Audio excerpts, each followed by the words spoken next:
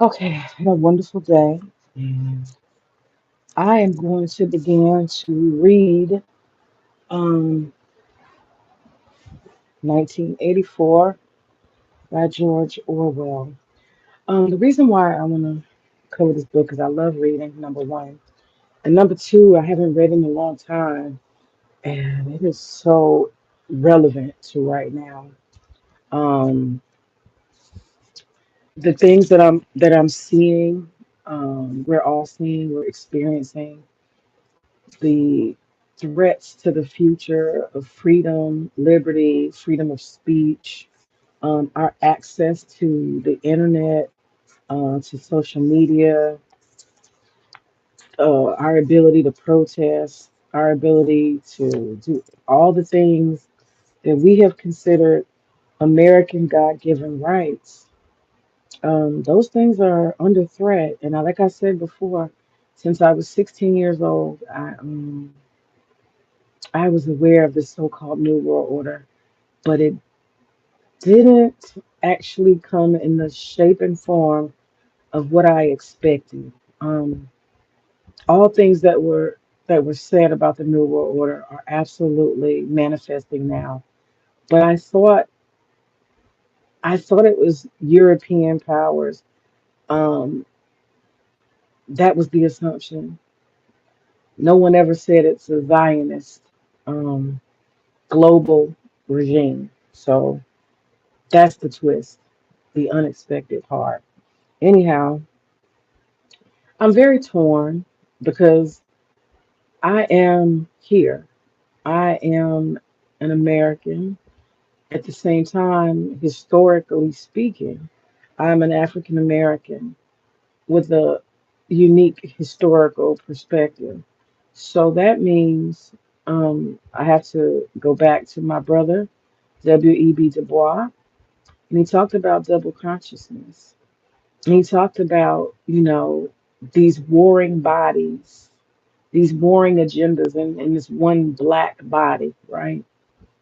And that's just reality. So let me just be clear. The American idealism, that part of me that is blood in the soil, I'm from here. I don't know anything other than here. Um, I'm Western by nature, by culture, spoiled as it may be. Um, a lot of those that indoctrination about freedom and justice and all of that stuff, whether it manifests for real or not, these American ideals, the American dream is something I choose to believe in.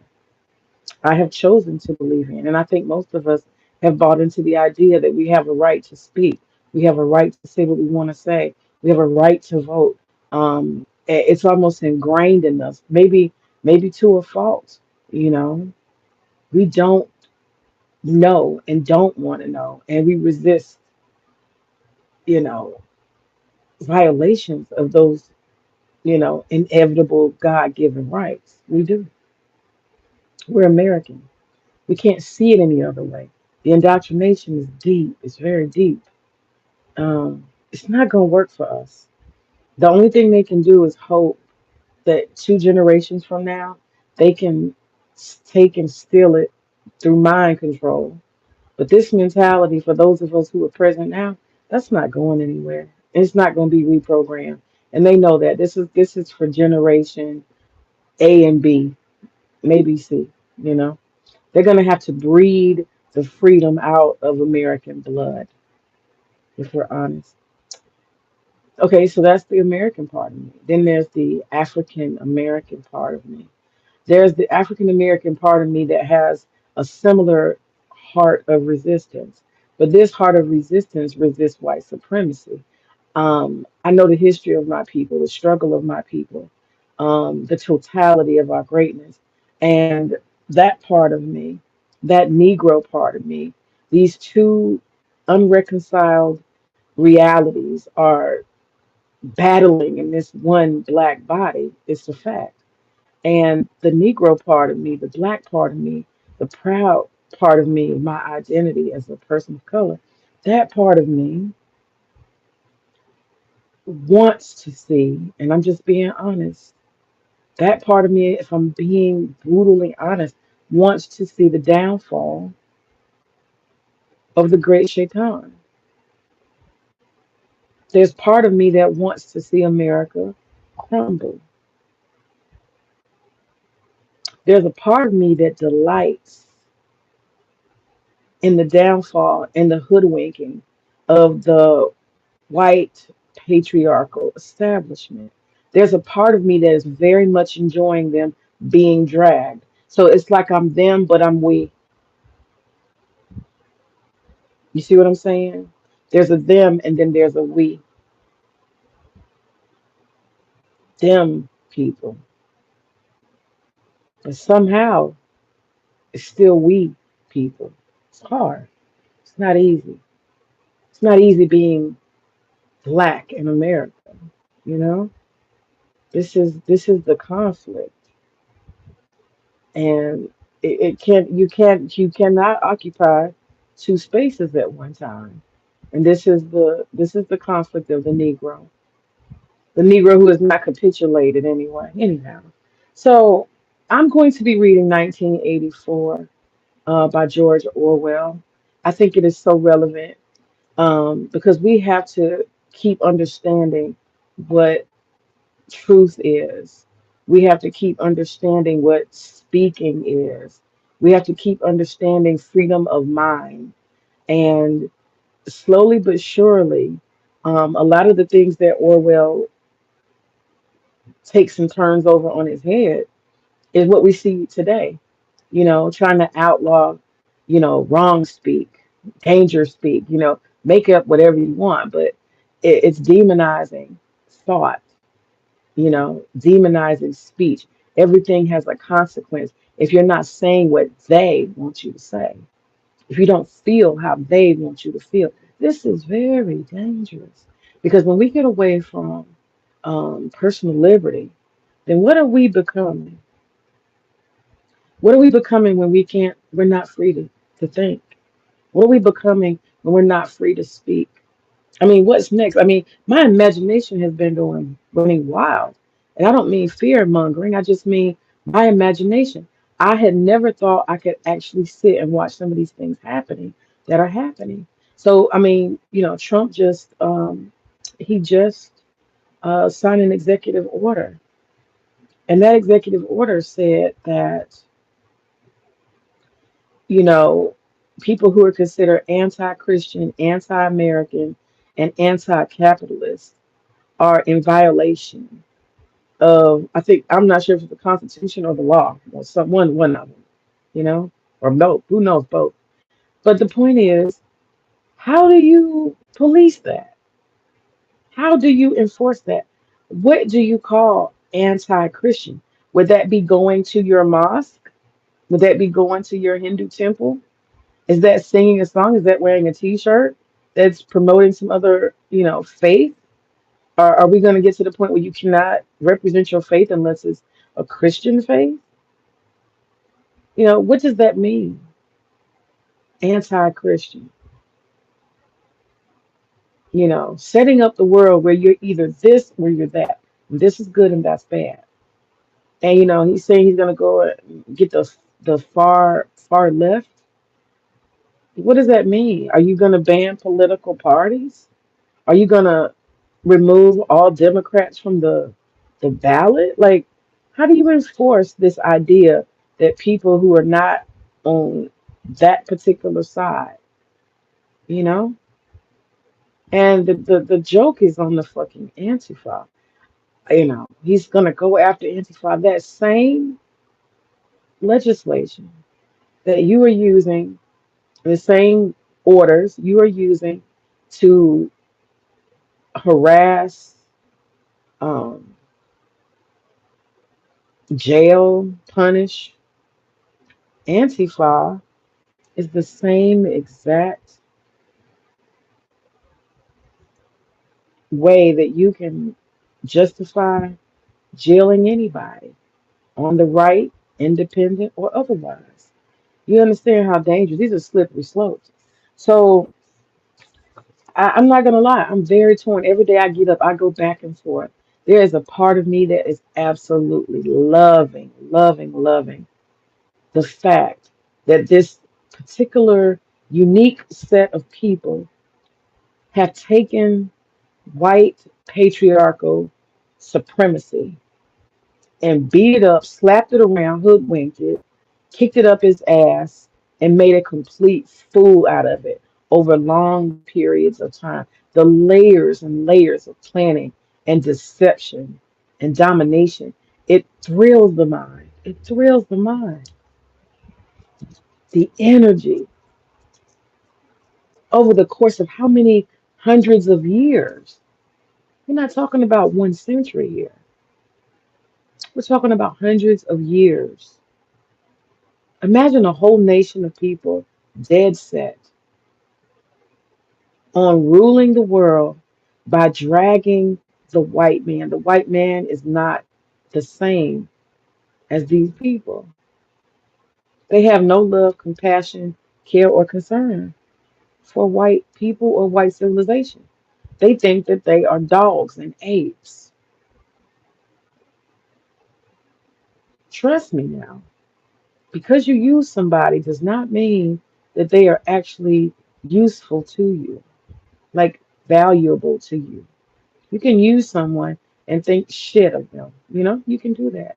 That's very possible. And, some of the things I have read about the Goyim, people who are not Jewish, some of the things I have read have got me really looking at, you know, how these folks are seeing these other folks. And what's so wicked about it is that the white patriarchal structure continually focuses on the who? The Negro.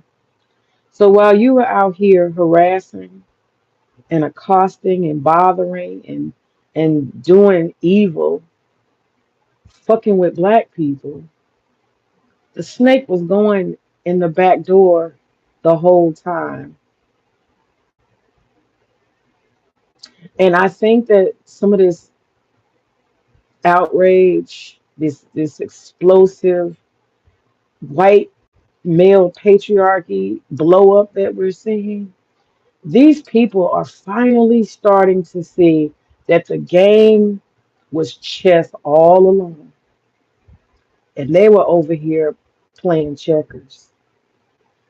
The traps have all been laid, the control, the ultimate fool is white civilization. The whole of white civilization have been pitted against each other for years, even recently. You know, Russia, Russia, Russia, Russia.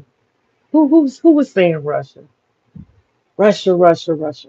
Russia's the enemy. You see that?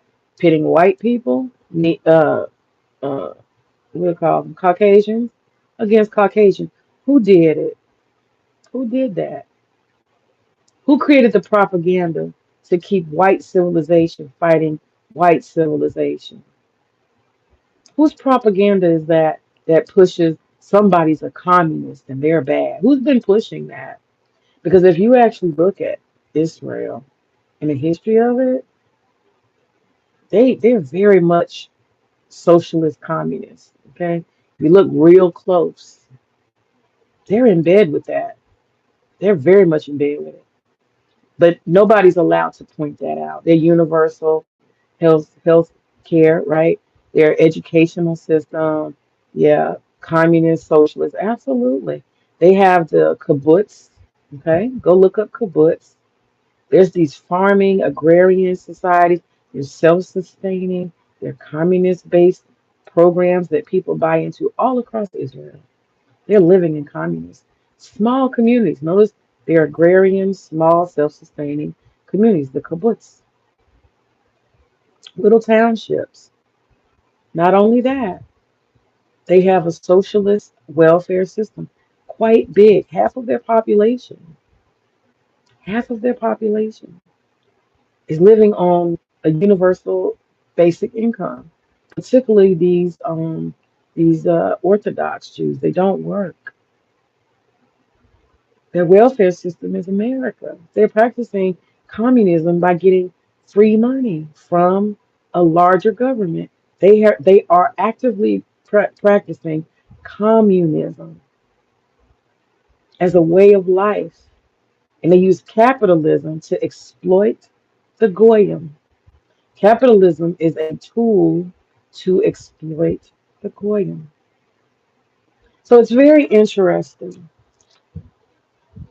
and I can't, I can't say I don't wake up with a smile and a grin on my face sometimes because I'm thinking you still focus on my people.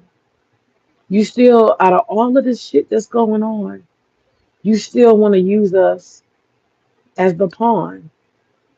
You still want to talk about black people and black crime and black degeneracy. You still want to do that in the midst of having a noose on your neck and your feet dangling from the air. You still want to talk about my people. That noose is choking the fucking shit out of you, and you still focus on the Negro. That just shows you how deep these people are hateful, right? That shows you how evil and jealous they are. It shows you. So I can't help but have a grin on my face. I am a torn person. I am torn. My American self says fight, fight, fight. Stand up for America and American justice, America first. Yeah, there's that. But that Negro, right? That Negro of old, all of my ancestors, they put a fucking grin on my face. They put a fucking grin on my face. I ain't gonna lie. I'm enjoying watching the fucking dragon. I am enjoying it very much so. So I'm in and out. I'm in and out. I'm in and out. It's hard to take one position and stay. So anyway, so here is George Orwell's. I'm gonna begin reading chapter one. Let me see how long chapter one is. I'll just read a few pages today because I already started. Um, I already started. So I'll read a few pages. This is for my own pleasure and enjoyment, I should say. Anybody who likes to join me, feel free. It was a bright, cold day in April, and the clocks were striking 13. Winston Smith, his chin nuzzled into his breast in an effort to escape the vile wind, slipped quickly through the glass door of Victory Mansion. I'm sorry, Victory Mansions, though not quickly enough to prevent a swirl of gritty dust from entering along with him. The hallway smelled of boiled cabbage and old rag mats. At the end of the colored poster, too large for indoor display, had been tacked to the wall. It depicted simply an enormous face, more than a meter wide. The face of a man of about 45, with a heavy black mustache and ruggedly handsome features. Winston made for the stairs. It was no use trying to lift. Even at the best times, it was seldom working. And at present, the electric current was cut off during daylight hours. It was part of the economy drive to in preparation for Hate Week.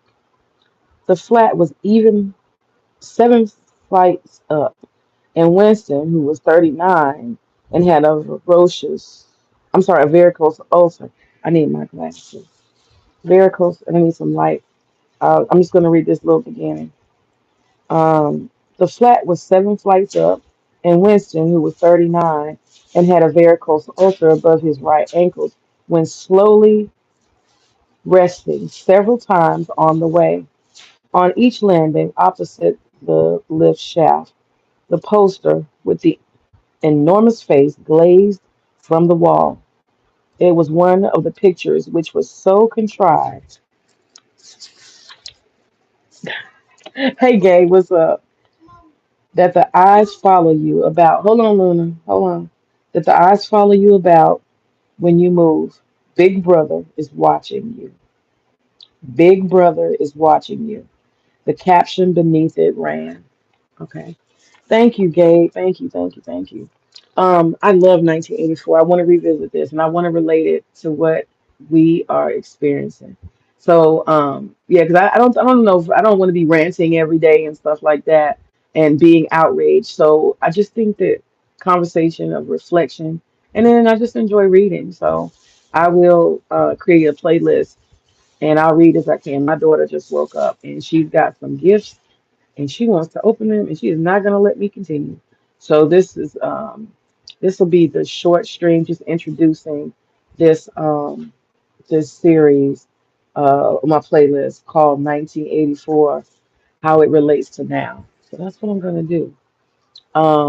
Yeah, so all right, that's my first introduction. And I'm not sure what parts of the day. Might probably be in the morning when I end up reading. It'd be morning or night, or if she's asleep. All right, Ashay. Appreciate you stopping by. Ashay, have a good night.